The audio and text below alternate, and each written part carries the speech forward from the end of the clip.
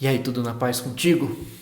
Sim, eu sei que hoje é muito difícil da gente responder essa pergunta. Ainda mais se você acompanhou o caso desse médico anestesista que no momento do parto de uma mulher, de uma mãe, dentro do hospital, abusou sexualmente dela. Ali, no meio da coisa. Até pus Maria ali atrás para me ajudar a gravar esse vídeo. É a segunda vez que eu gravo esse vídeo. E eu preciso gravar esse vídeo. Olha, gente, eu não gosto de ter que entrar nessas energias de coisas polêmicas, mas eu acho que é muito necessário, porque às vezes eu observo com um pouco de pesar que nesse meio mais de autoconhecimento, de espiritualidade, existe evita-se muito esses temas com aquele papo assim, não vamos alimentar essa energia, vamos falar só de coisas positivas, mas se eu ignorasse certas coisas como essa, eu poderia pegar meu diploma de educador, rasgar e jogar no lixo, porque sim, nós queremos uma sociedade mais justa, mais positiva, mas eu aprendi também que às vezes a gente constrói isso, escolhe isso, primeiro nos conscientizando, nos posicionando diante daquilo que está muito errado. Não acredito que o erro, que esse tipo de situação é uma questão de ponto de vista, que as coisas são relativas, porque isso abriria a brecha para a gente passar pano para muita coisa inacreditável. E foi assim. Eu não sei você, mas foi assim que eu recebi alarmado esse tipo de coisa. Eu entrei no Instagram para pegar qualquer outra coisa, que eu nem lembro depois o que eu fui pegar. E tinha alguém que tinha repostado aquele vídeo escandaloso. Eu não sei como é adjetivar aquilo lá. E pôs lá uma legenda, nossa, como que isso pode acontecer? Eu falei, nossa, o que será que está acontecendo? Será que eu estou tão desatualizado assim das notícias do mundo exterior? Né? O que está acontecendo? E na hora que eu vi aquilo, cara, olha, esse vídeo aqui não é nem para trazer uma reflexão profunda em cima da coisa. É mais para olhar para tua cara e falar, você também não acredita, né? Eu também. É tipo, assim, ó. É pra ficar olhando pra tua cara. Você fica olhando pra minha cara. Eu fico olhando pra tua cara. Você fica olhando pra minha cara. E a gente fica aqui, ó.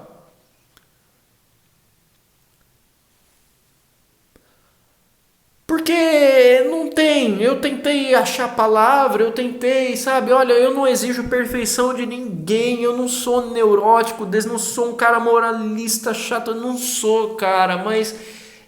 Não. Tem coisa que não.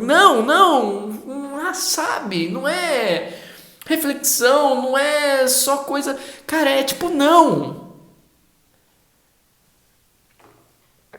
Eu não. Desculpa. Eu não consegui processar isso.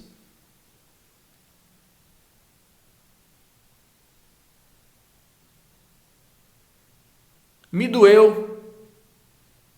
Não consegui trabalhar, não consegui comer, não consegui fazer nada. Até perguntaram depois no Instagram lá, como anda a sua fé na humanidade depois desse tipo de notícia? E minha resposta foi a mais sincera possível: de ré.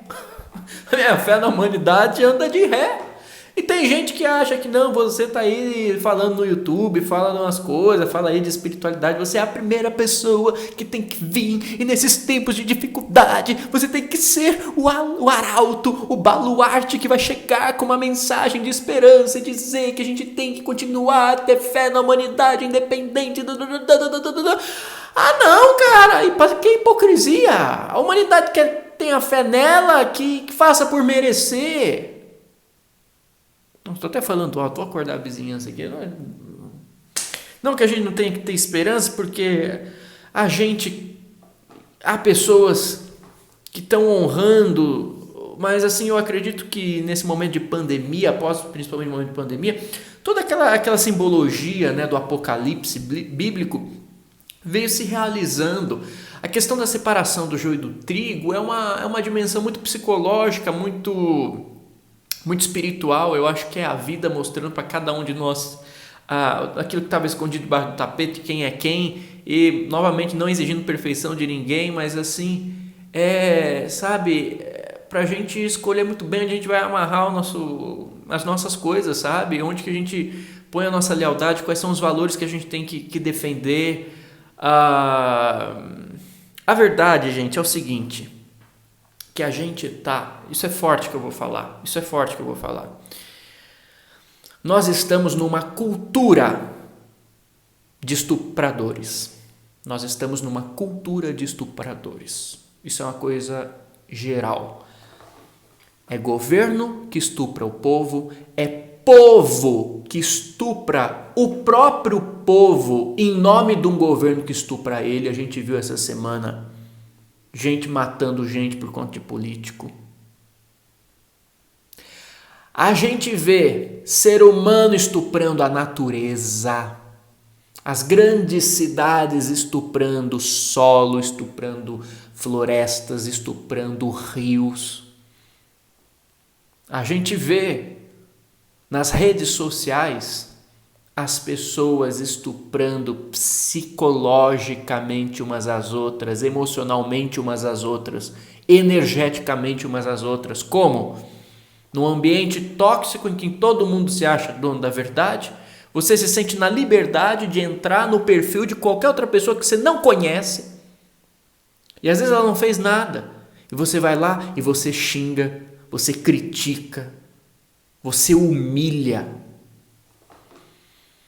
Qual que é o princípio de uma cultura baseada numa mentalidade de estupro? Essa cultura, essa mentalidade, esse paradigma que não conhece o limite básico de você deixar o espaço vital do outro em paz, preservado, de você conseguir viver sua vida sem encher o saco. E aí começa no pequeno, naquele que é imperceptível, né? Que todo mundo faz. O que são as corrupções financeiras que a gente tem? São estupros. Eu não quero continuar muito para isso não ficar pesado. Mas a gente tem uma cultura, uma mentalidade em que a gente normaliza essa invasão, ao espaço vital dos outros. O que é piorado e potencializado quando você está numa sociedade, infelizmente, machista.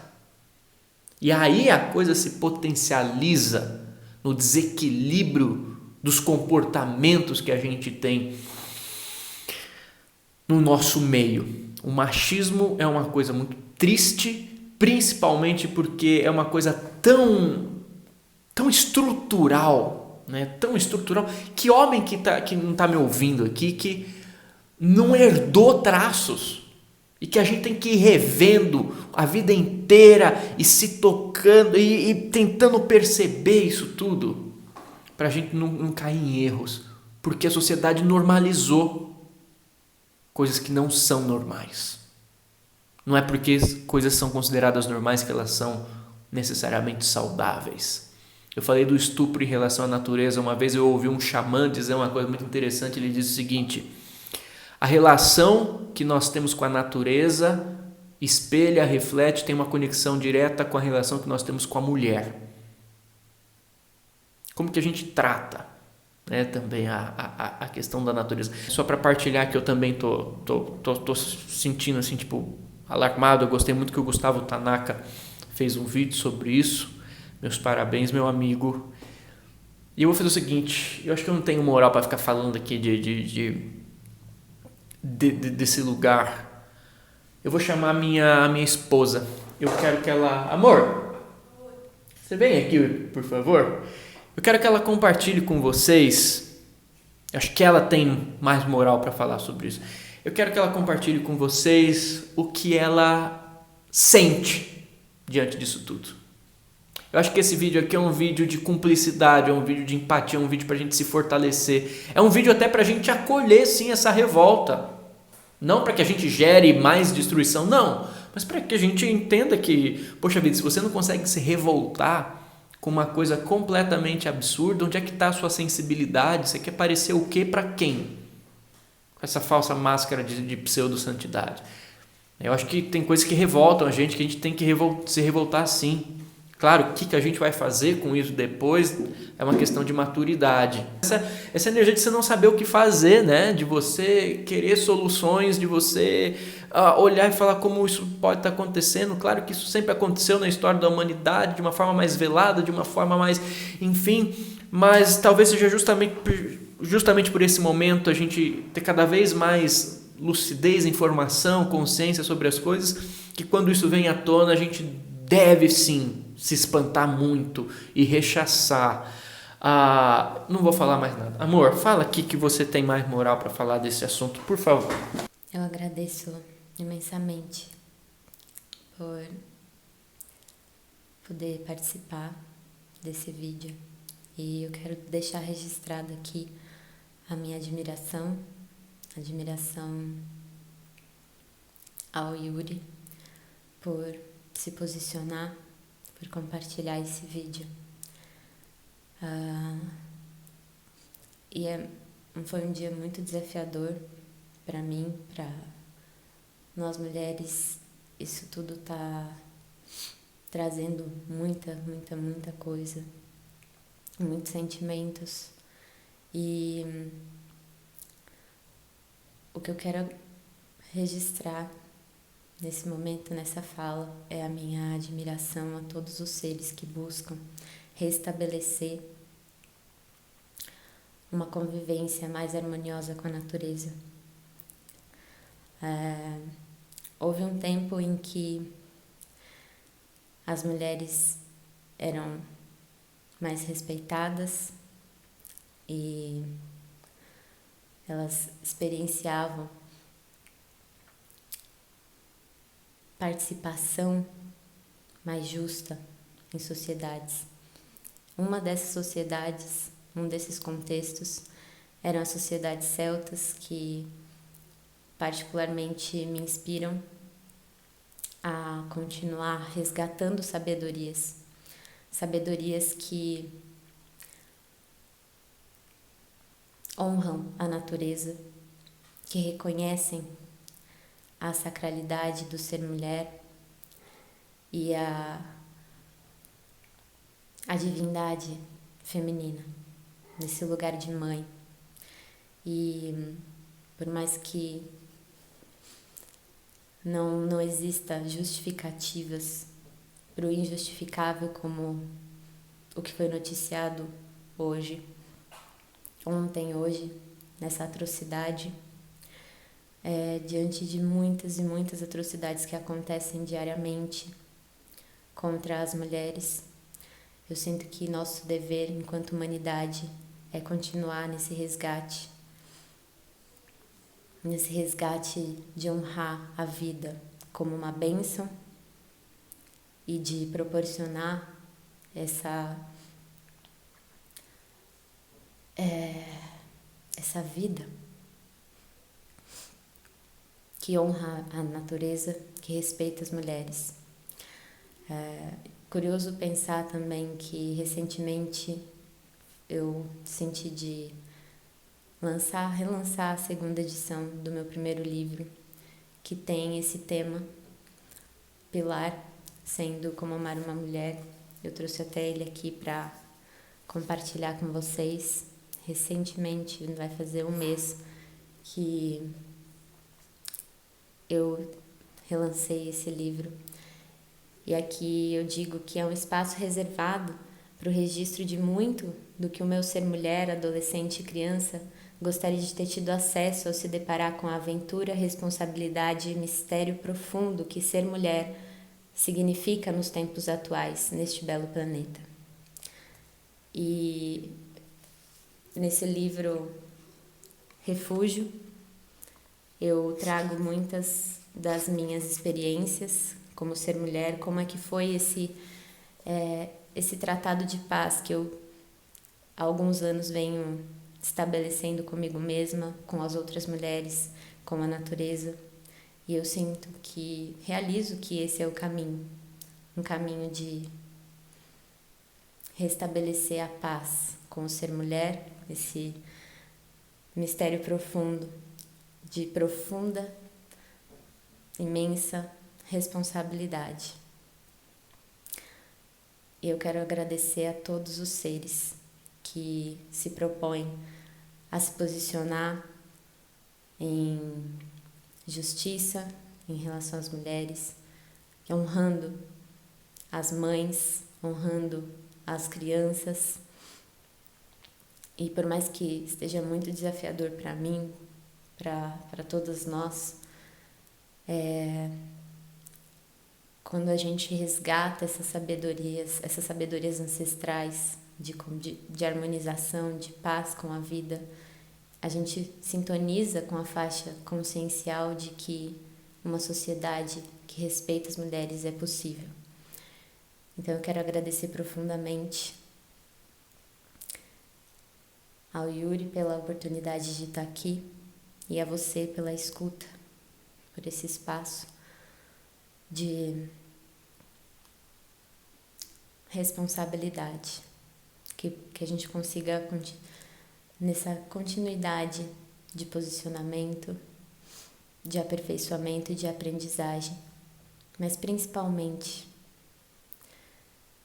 de resgate da sabedoria intrínseca da natureza. A natureza tem muito a ensinar pra gente dessa justiça em relação a todos os seres, especialmente ao ser mulher, nesse momento que é o que a gente tá precisando, né? Se a gente fala sobre um sistema patriarcal, a gente fala da possibilidade das mulheres retomarem suas forças em justiça, em harmonia com todos os seres. Auen. Agradecer a Paola, e eu tenho uma sugestão. Historicamente, as visões representativas culturais de Deus sempre atendiam a uma necessidade contextual. Por exemplo, Buda, ele não falou abertamente de Deus porque ele estava no meio de uma sociedade muito fanática em relação a esses conceitos de Deus e de deuses. Ele mesmo caiu nesse fanatismo, e quando perguntavam sobre Deus para Buda, Buda não falava nada, ele dava um caminho, falava, pratica isso e você vai saber por você mesmo, né? Ele não queria alimentar aquilo que naquele contexto ele entendia que poderia cair novamente naquela atitude desequilibrada. Na época do Cristo, na época de Jesus, você tinha o Deus mosaico, aquele Deus firme, aquele Deus, sabe, quase um tirano. E Jesus, dentro daquele contexto, ele vai falar de um Deus que é pai. O tirano, ele está afastado, o pai, ele está próximo, o pai, ele traz, o pai, ele cuida. Eu acho que no nosso contexto a gente precisa falar de Deus também como mãe. Quando eu vou rezar, eu me dirijo a Deus como mãe. A mãe divina, esse aspecto maternal de Deus. Claro que Deus está além de gênero, além disso tudo, mas é um referencial, né? Essa mãe divina que representa a misericórdia divina. Tenta fazer um teste. Como que você se sente? Se nos próximos dias, nas suas orações, você trocar a forma como você se dirige ao sagrado, utilizando mãe divina. Mãe divina, para criar essa relação de sacralidade com o feminino e se conscientizar disso. Eu acho que é um bom teste para o nosso contexto. Um beijo na alma, fica na paz, brilha a sua luz. Se curtiu, senta a testa no botão de like. Um beijo na sua alma. Receba um abraço do tamanho do sol.